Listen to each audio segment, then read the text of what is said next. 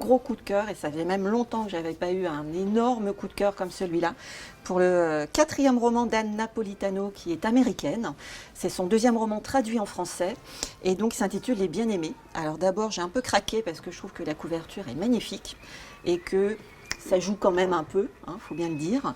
Et puis c'est une magnifique histoire d'une famille à Chicago, des années 80, fin 70, début 80, jusqu'aux années 2008 à peu près.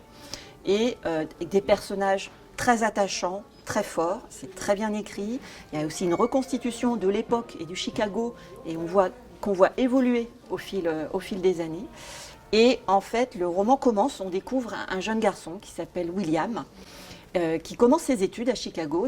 Lui est originaire de Boston. Des parents très distants, qui s'occupaient très peu de lui et vraiment sans affection, aucune. Et il s'est un peu réfugié dans le basket. Et c'est en pratiquant le basket qu'il a trouvé une famille, des amis, une équipe. Et c'est ça qu'il a un peu construit. Il aurait bien aimé faire carrière dans ce sport-là, sauf qu'un problème au genou va l'en empêcher.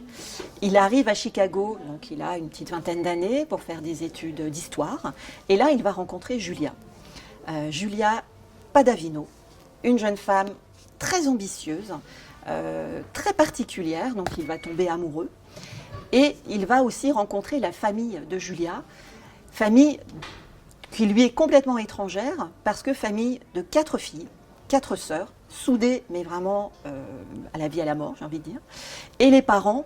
Et donc, en fait, il va découvrir aussi une famille très aimante, très unie, et dans laquelle chacun prend soin les uns des autres, ce que lui n'a jamais connu. Et en fait, William va être adopté très très vite, et tout de suite par cette famille qu'il va intégrer. Et au moment en fait où il va devenir père, il va avoir une petite fille avec Julia qui s'appelle Alice, il va paniquer, perdre complètement pied, et il va se dire quel père je peux être, pas vraiment eu de père, ou en tout cas pas un père qui s'est occupé de son fils.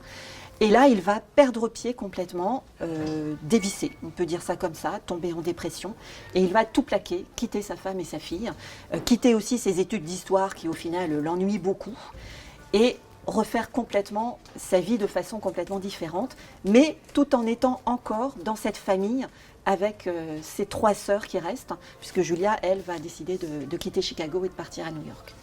Donc c'est toute l'histoire de cette famille, de cet homme, avec beaucoup de fêlures, et qui va passer sa vie un petit peu à essayer de soigner toutes ces fêlures grâce aux femmes.